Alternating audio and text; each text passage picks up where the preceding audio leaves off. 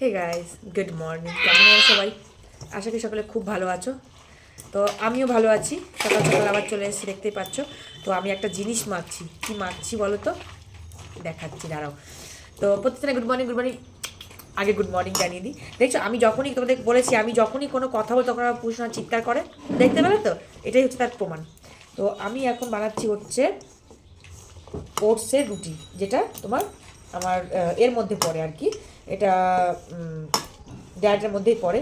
তো ওটসের রুটি বানাচ্ছি। এই দেখো, এই যে এটার মধ্যে কী কী আছে বলো তো? এটার মধ্যে আছে ওটস, এতে গাজর গ্রেট করে দেওয়া আছে, বিট গ্রেট করে দেওয়া আছে, মটরশুঁটি আছে, একটা টমেটো কুচি আছে, একটা পেঁয়াজ আছে, একটা ডিম আছে।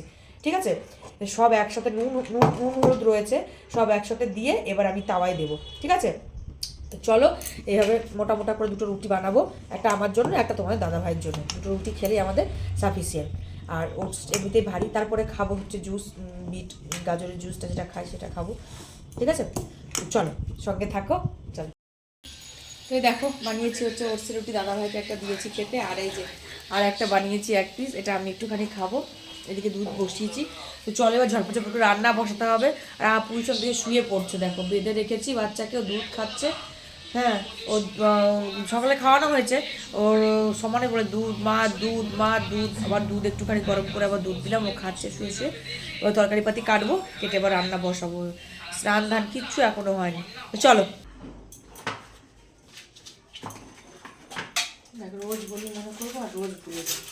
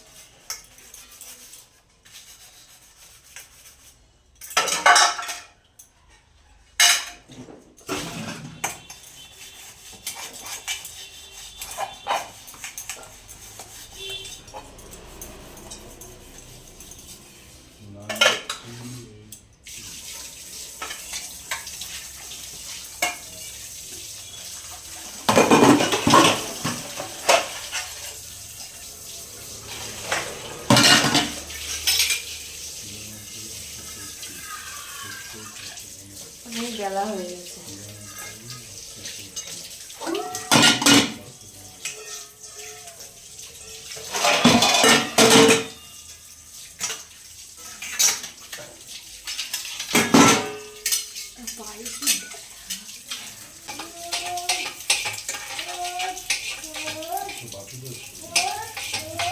হ্যাঁ,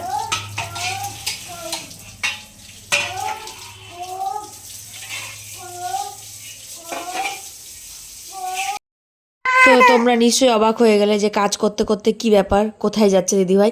তো হঠাৎ করে প্ল্যান হয়ে গেল, মনটা একদম ভালো লাগছিল না, তার জন্য বেরিয়ে পড়েছি দাদা ভাইয়ের আই মিলে। আজকে একটু মনটা একটু খারাপই করছিল, মানে একটু কেমন যেন একটু উদাস উদাস লাগছিল। তো দেখো মানসিক দিক দিয়ে খুব মানে টেনশনে ছিলাম। তো দুজনে তাই বেরিয়ে পড়ে, দাদা ভাই চল তোমাকে একটু ঘুরিয়ে নিয়ে আসি। তো আমরা বেরিয়ে পড়েছি। তো কোথায় যাচ্ছি অবশ্যই তোমার সাথে শেয়ার করবো, আমার সঙ্গে থাকো, ভিডিওটা দেখো কোথায় যাচ্ছি। তো দেখো পাপা সোনাও শুয়ে পড়েছে, দাদা ভাইও বসে আছে।